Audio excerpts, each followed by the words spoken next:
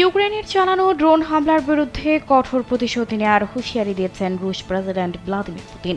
যুক্তরাষ্ট্রের president Donald ট্রাম্পের সঙ্গে ফোনে কথা বলেছেন পুতিন। সম্প্রতি রাশিয়ার ভেতরে ইউক্রেনের সাহসী ড্রোন হামলার পর দুই নেতার এই ফোনালাপ হয়। ৭৫ মিনিটের এই ফোনালাপে ইউক্রেনের ড্রোন হামলার জবাব দেয়া হবে বলে জানিয়েছেন রুশ প্রেসিডেন্ট। এক বিবৃতিতে ট্রাম্প বলেন, ইউক্রেনের সাম্প্রতিক ড্রোন হামলা ও ইরান ইস্যুতে তাদের ভালো আলোচনা হয়েছে।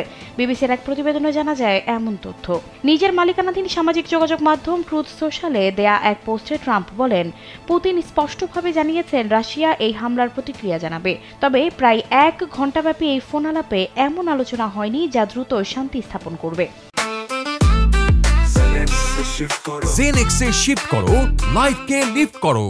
একজন ইউক্রেনের এক সাহসী ড্রোন হামলায় রাশিয়ার ভেতরে পারমাণবিক বোমারু বিমান ঘাঁটি লক্ষ্য করে আঘাত হানার পর এই প্রথমবার পুতিন ও ট্রাম্পের মধ্যে যোগাযোগ হলো। ট্রাম্প আরও বলেন, এই ফোনালাপে ইরান ইস্যু নিয়েও আলোচনা হয়েছে। সেখানে পুতিন ইঙ্গিত দেন, ইরানের পারমাণবিক কর্মসূচি নিয়ে আলোচনায় তিনি সহায়তা করতে প্রস্তুত।